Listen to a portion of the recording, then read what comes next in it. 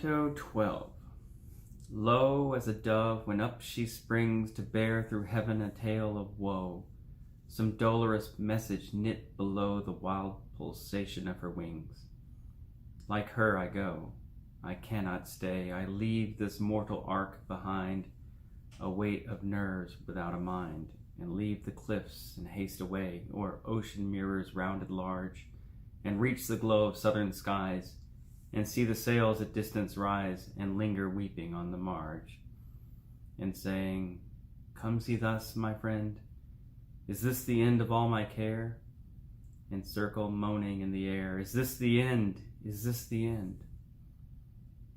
And forward dart again, and play about the prow, and back return to where the body sits, and learn that I have been an hour away. I detect a couple of scriptural references here that are important. This is, I think, a canto of trauma and apocalypse. So we have the dove taking flight.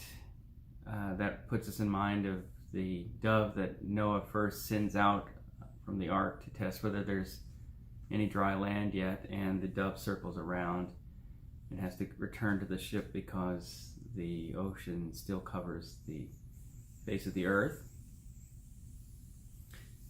That would also link us in a more hopeful tone to the dove that is the spirit moving over the deep in the very opening of Scripture. This apocalyptic tone I sense in two particular references.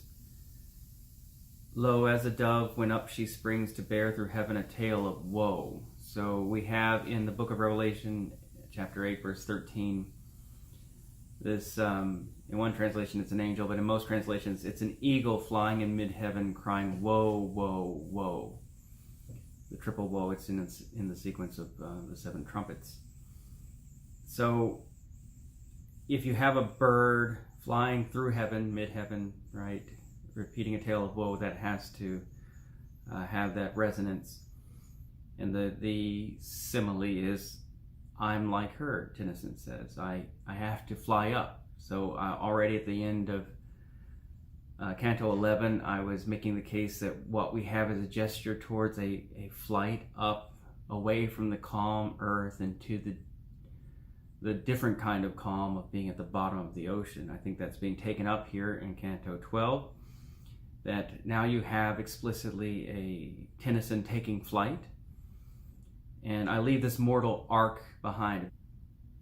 Very nice phrase, mortal ark. We think, of course, first of Noah's Ark, but then we have the Ark of the Covenant would be another thing to have in our ears. And some question here about the status of the human being as a place for the indwelling of the Spirit, which the dove, of course, would represent. He has to leave his body behind. He's a weight of nerves without a mind, and he's got a. So it's interesting. There's a dualism between body and something, body and spirit, but it's not the mind. It's a weight of nerves. He's just a raw mass, and it's taking flight. He can't stand it anymore, being in his mortal ark, and he hastes away over the oceans, and he's headed towards that ship that's bearing Arthur Hallam's body back to England. And he lingers on the marge, which I guess is the margin of the ocean mirror that he's seeing below him. And when he gets in sight of the sails of the ship, he asks, "Is that my friend? Is this the end of all my care?" But of course, this is what we've had to deal with in previous cantos in this subsequence having to do with this funerary ship. What does it help Tennyson's grief to have the body back? To have it on land or lost at sea, what does it matter? Is that going to end my care, this grief? This loss that he's enduring, and this loss that we're all enduring in this global crisis. it's a flood it's destroyed his world. This loss of Arthur Hallam has destroyed his world. It's a flood that's overwhelmed everything. It's very insistent about something eschatological, something final, right? Is this the end of all my care? But getting that body back doesn't end his grief. He circles, moaning in the air. Is this the end? Is this the end? What apocalypse is an unveiling. So what in the apocalyptic moment we're in this pandemic crisis, it doesn't mean that we're something is cataclysmic and new. It's a revelation of how cataclysmic things have always been. So here Tennyson is in the cataclysm of losing his dearest friend. It has cost him his whole world. The apocalypse has already happened in the colloquial sense of apocalypse. What the unveiling of the end gives you is not some new thing, but a revelation of the way things have always been. So in this crisis, what we see is how precarious so many people's lives have always been. And it takes a certain kind of privileged positioning not to know what most people have always endured in this country, but even more in the rest of the world. And it's apocalyptic, especially in the sense that now everybody gets to see what's always been there. So Tennyson is this dove that's this traumatic mass of nerves, rawness, who's lost his world, and he's going to dart towards the ship, play about the prow, and back return very suddenly to where the body sits. So now he's returned to himself. He's no longer taken this. He's no longer in that flight of fancy towards that ship, thousands of miles away, and instead he learns that he's only been gone an hour. Back return to where the body sits. I hear the resonance, the overtone of Luke 17:37, where the body is, there the eagles will gather. Earlier in the Luke 17 passage, we hear that the Son of Man must suffer many things and be rejected. We even have a reference to Noah's Ark, so it seems to me that this messianic eschatology is very much in play. I think it takes up the reference to the chalice in Canto 10, because the Messiah, the Son of Man, is going to drain that chalice and reverse the cataclysm of the world through his self-sacrificial love. That the spirit that's fleeing the ark is the sensitivity to suffering, then that spirit is becoming aligned to the suffering servant, and finds himself back in the position of being that body, that corpse that the eagles are circling above. That's how the kingdom comes, is through this self-sacrificial love that goes into the world of time. Where the body sits, his body is sitting. He's left himself to pursue this poetic flight of fancy, to continue the metaphor, as it were, but it's doing no good.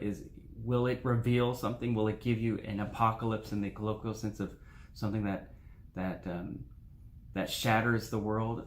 Well, no. What the poetic imagination is trapped in is a world that's already been shattered, and now he's been returned to regular time. I've been an hour away. So it's not the end that's come, whether or not Arthur Hallam's body reaches English shores. He hasn't reached the end of time, the end of care. He's, in fact, back into the sad, strange time of just living this world. So there's this dissociation, which is a very characteristic moment of traumatic response. And so I think there's a very, very powerful linkage of trauma and apocalypse here, that we are seeing the revelation of the traumatic flood that overwhelms life, in the losses that are incalculable and they pile up. And so what we cry out for from the heart is for a real change, an end to the suffering. But the fact is, we have to return to this world and find an integration of soul and body, so that we may live out the hours in a way that vindicates those who've been lost, and so that we can make good on the revelation of the suffering at the heart of the world, not by escaping it, but by recognizing that if we are faithful to the love that was always there, the love that is deepest, the love that must burn most ardently, if we're faithful to that, then we may in fact redeem the time. And there might be an Easter reversal of all the darkness. In the poem that is a kind of germ, as the Rick's note has it here, of In Memoriam, hark the dogs howl, the line is, time bears my soul into the waste. So that's the kind of thought here, is how do we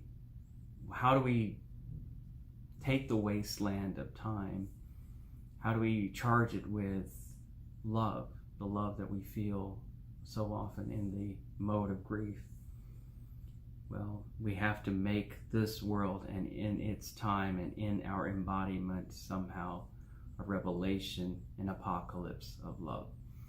And I think these are the kinds of profound themes that Tennyson is grappling with in this subsequence, which are the earliest poems belonging to In Memoriam, is this very subtle modulation from one lyric to the next, carrying on a kind of argument that is showing how lost a soul can get, but also indicating a way back to life.